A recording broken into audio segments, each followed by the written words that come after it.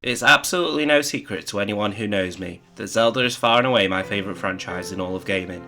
In my opinion, there's really no series that can capture my heart like the Zelda series does.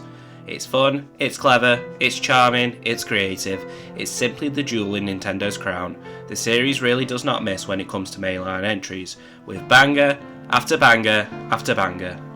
Critics love it, and the Zelda fanbase is pretty loyal and vocal, but it wasn't really till 2017 that the Zelda series, the sales started to match the grandeur and reputation of the series.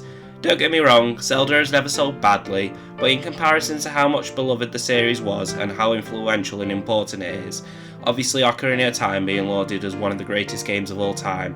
But with the release of Breath of the Wild in 2017, the sales were astronomical, outselling Skyward Sword, Twilight Princess and Wind Waker combined.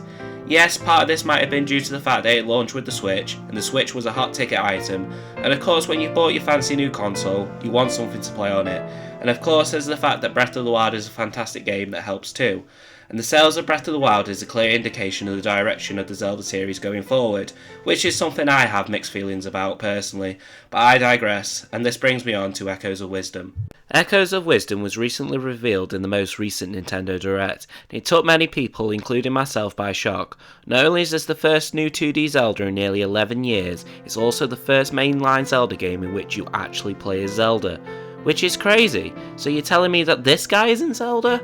Well anyway, it's a first for the series, and based on the first gameplay trailer, it's looking like the gameplay is going to be a little bit different than Link's traditional gameplay, which is really exciting to me, but then the realisation hit me from what I said before. This is going to be the first brand new 2D Zelda in 11 years. Like, it seriously can't be that long, and the last 2D Zelda was A Link Between Worlds, arguably the best 2D Zelda. How can we have not received a new 2D entry in so long? People often scoff with the idea of 2D Zelda, and then they really don't compare with the 3D games, seeing them as a lesser game or an in-between for the mainline entries, but that's really dismissive of the quality of the 2D games. Now I can't speak about the games that I haven't played, so I will talk about the ones that I have. The Oracle games are truly underrated gems that desperately need to be remade for the Switch's successor, and the Minish Cap, again, is truly an underrated gem that not enough people have played. It's one of the lowest selling Zelda games, and it's truly unfortunate, because Minish Cap is charming with a beautiful art style and is clever with the ability to shrink down to the size of an ant to solve puzzles. The DS games, which, yeah, I will admit, aren't the best Zelda games. In fact, they probably rank near the bottom of most people's lists of favourite Zelda games.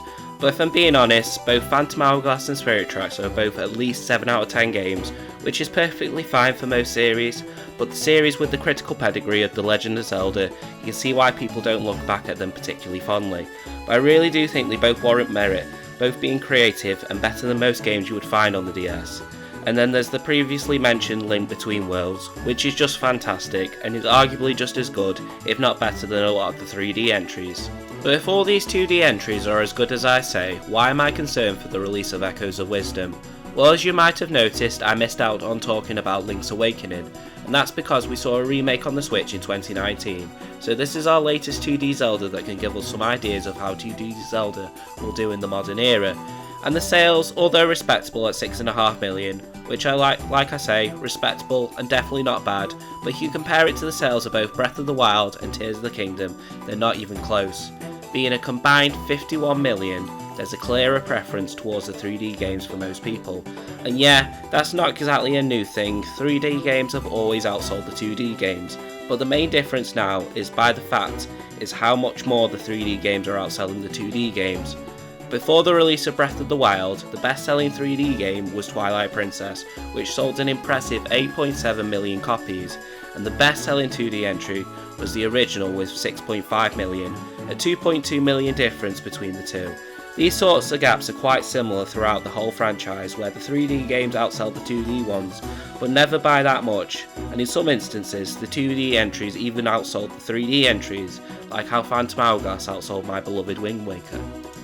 So I know what you're thinking, what is your excessive rambling all about, Internet Man? Get to the point. Well, I don't know if you're keeping up with the ongoings of the gaming industry at the moment, but 2024 has been a bit of a disaster when it comes to behind the scenes. Mass layoffs, plenty of games being cancelled, and studios being closed down.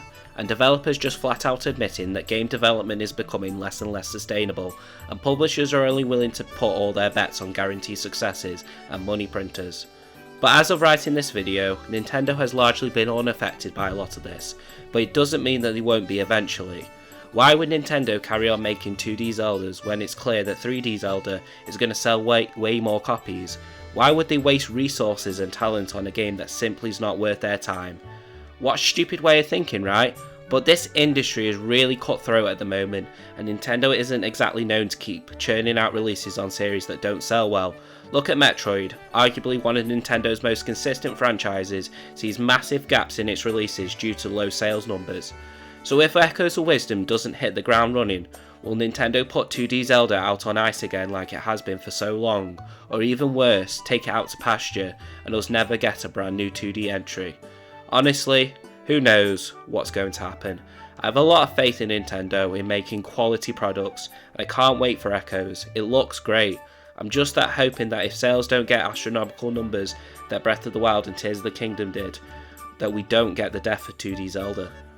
If you stayed to the end, thank you. I hope you enjoyed the video. If you liked it, please consider liking and subscribing. If you disagree with anything I have to say, I would love to have a discussion in the comments. So thank you for watching, and hopefully I will see you again.